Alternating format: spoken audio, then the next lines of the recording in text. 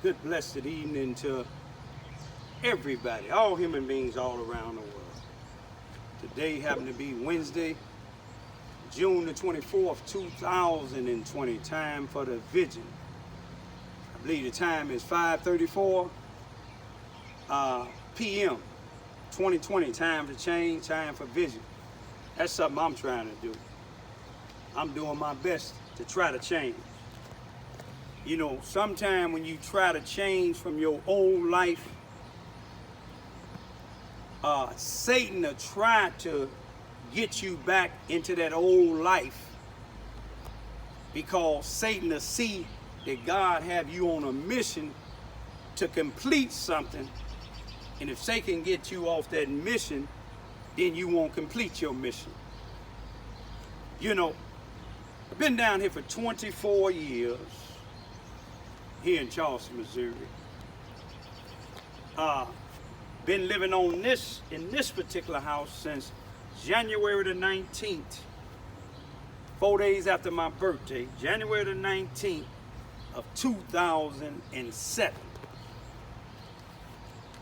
I think, to the best of my calculation, that might be about 13 years in 6 months. I mean 5 months. And since I've been down here in the 24 years, you know, I was staying with my grandmother when I first came down. She educated me on the racism down here. But, you know, living in Southern Illinois for a while, I kind of like seen some of the racism. Now, don't get me wrong, all white people down here in Charleston, Missouri or Southeast Missouri is not racist. Don't get me wrong. Don't let nobody tell you that's the way I feel. You see, I know racism when I see it. I know mess starters when I see it. You see, this is a part 3 on me showing, hey now, this is part 3 of me showing. You see what I'm saying? The racism here in Charleston, Missouri, Mississippi County. You know, it go all the way back to the 1800s. Even before that, Missouri was one of the last states to free the slaves. But you see, when a voice come down here that's not from here and get to speaking up against what's wrong, hey, God, speaking up against what's wrong and not accepting being treated as a second-class citizen, then you considered a troublemaker. See, if Martin Luther King was down here, if he was alive today, he would be considered a troublemaker. They used to tell him to go back to where he come from, or tell him to go back to Africa. But yet, in 1619, they brought us over here by force to build this country up. When I say they, if you and your people ain't have nothing to do with it or still not doing this systematic racism, you shouldn't even let it bother you, because it's going on here in Charleston, Missouri, Mississippi County. Anytime me and my family, you see what I'm saying, can't have the law to do their job when it's concerning us, then something wrong. You see what I'm saying? Something wrong. But let me just show y'all a little something, how my critics, you know, the female next door changed their name so many times that, you know, y'all know who I'm talking about. But this individual, when she first came on my YouTube channel, it's when Brent Farrell put a sign in her yard. And if she thought I did something wrong, you would think, instead of getting on my YouTube channel, using a name this time, not their fake names, and said it was brought to my attention. And then go on and on and on, like if I could see you having your security cameras for your protection. I ain't got it for my protection. I got a case I have to kill somebody. You see what I'm saying? It'll be on camera why I killed him. You see what I'm saying? You assuming it's for my protection. You see what I'm saying? You try to live to see 62 years old. You follow what I'm saying? In good health. But let me get back to it. But she kept going on and on and on. Then I tried to explain to her, I'm on here specifically because of what Brent Farrow said to my daughters, asked my daughters, and what happened to my daughters over there, and how he reacted when somebody was attacking me verbally because I was voting for him.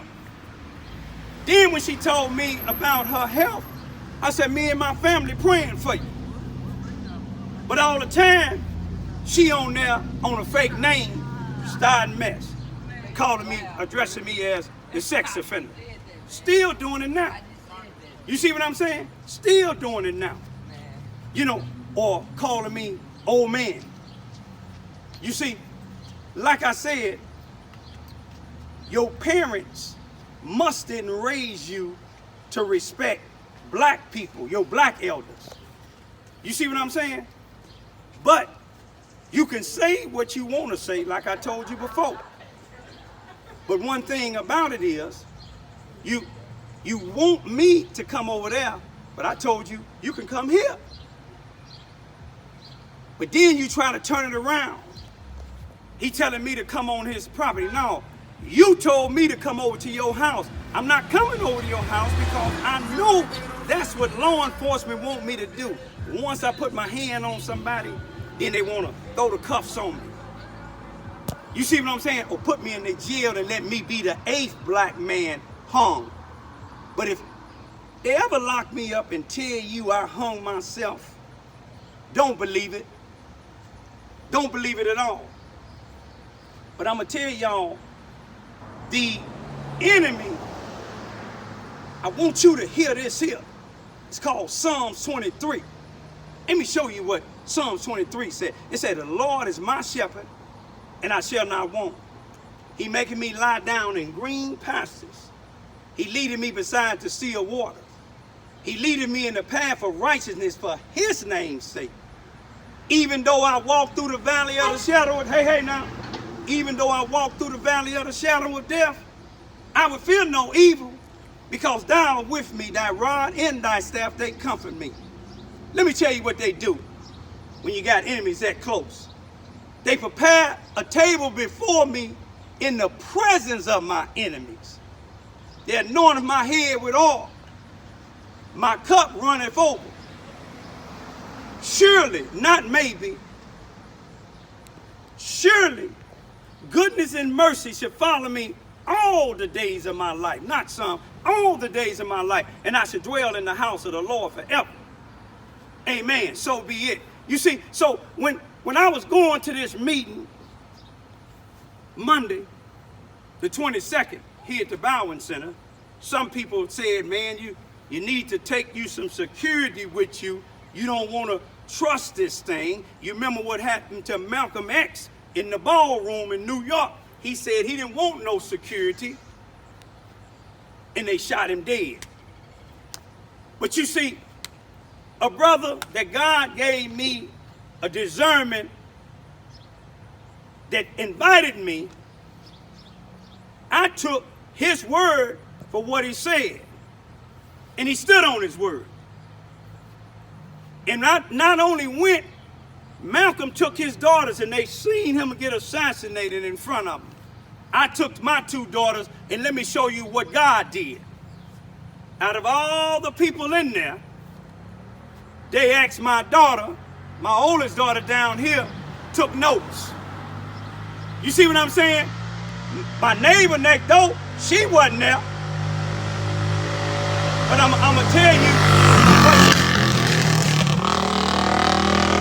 I'm gonna tell you what her and some of her characters that she used on my YouTube channel. They said, oh, you was fake there, everybody else wasn't fake. You can call me what you want to call me, we trying to get unity in the black community. I ain't seen nothing in a year. If you've been here a year, I ain't seen nothing you did since you've been here to help contribute to the community, let alone the block. You don't even come out to pick up paper. You see what I'm saying? You don't come out to rake leaves. You don't come out to shovel nothing. You see what I'm saying? You using other people's name, and I talked to two of them, and they don't appreciate you using their last name when you coming on my page. See, that's my page. You got a Facebook page. I ain't on Facebook. I can have somebody go on Facebook and set you straight out, but you setting yourself out. You see what I'm saying? That's how racism, this is how they work, y'all. When you ain't, you know, a meat type of individual, and I ain't radical, I'm just something that need to be done in this era down here. You see what I'm saying? Blacks is 51% down here in Charleston, Missouri, in a town of 5,947 people. Tell me it ain't racism. You only got one black individual police officer that's on the force. You got a sheriff department with not one black deputy. You got a courtroom with no black state's attorney, assistant state's attorney, no black judges. Now I give it to the clerk upstairs. She do have some blacks working for her, and I got real highly respect for the clerk at the 33rd Circuit. She does her job. She makes sure her workers do her job. I got real highly respect for the clerk for the police department. She do her job. One is black and one is white, for those of y'all that said I'm racist. But you see, ain't no question of doubt, this town has a problem of racism. You can't get no black police. Even white police is leaving. You see what I'm saying? Why is white and black police leaving this force? Because it's being led by the chief of police and the sheriff here in Charleston, Missouri, Mississippi County, and most of all them people downtown, they go to the same church. You see, back in the day, and don't nobody get this wrong, if the shoe fit, wear it. Back in the day, the Ku Klux Klan, that's what they used at churches, burning crosses. So when the people said that they churches and get behind the pulpit, that don't mean nothing to me. Action speaks louder than words. If I'm your preacher and I see you out here not doing your job, you letting some people get assaulted in your town and you don't do nothing, but then somebody else video and then you have him arrested, it's something wrong. You see what I'm saying? So I don't see that's the type of shepherd that God has. You see what I'm saying? God's shepherds, they keep their sheep in line. Family and friends, if they ever say, if y'all ever be found tongue, look for my DNA on some of these jokers, whether they black or white. Believe me, I'm gonna put something on them that my DNA will be left on them. But wake up, people. I made a mistake on one of my YouTubes and I said it was 404 people. All right now, I said 404 people were shot in Chicago, Illinois for the Father's Day weekend. I meant 104 plus 14 got killed. A 3-year-old and a 13-year-old. 13-year-old girl, and I got a 13-year-old daughter that's soon to be 14. Black people, stop the violence. Black people, stop letting other blacks and stop letting white people perpetrate us and pit us against each other. You see what I'm saying? Stop letting them pit us against each other. You can do any programs you want. I ain't gonna criticize y'all programs no more. But you see, I'm gonna keep on speaking up against this racism because it ain't happening to y'all and y'all grew up with some of these people. It's happening to me and my family, and it's happening to other people that's afraid to speak up, or other people, they don't want to speak up because they started criticizing me. This female next door done addressing me as a sex offender, and I told her if I was a serial rapist, I wouldn't touch her. She done addressed me as ugly. You see what I'm saying? She got a lot of nerve because I know even with this bald head and 62 years old, you see what I'm saying? Even after I got jumped on, I still look gooder than her. Then she talked about my 2 babies. My 2 babies is healthy. I bet you any man, if they seen you and my 2 babies, even if it was young guys, they wouldn't take a second look at you. You look more like a man than you do a female. Black folks, wake up. Fight against this racism. Peace be still.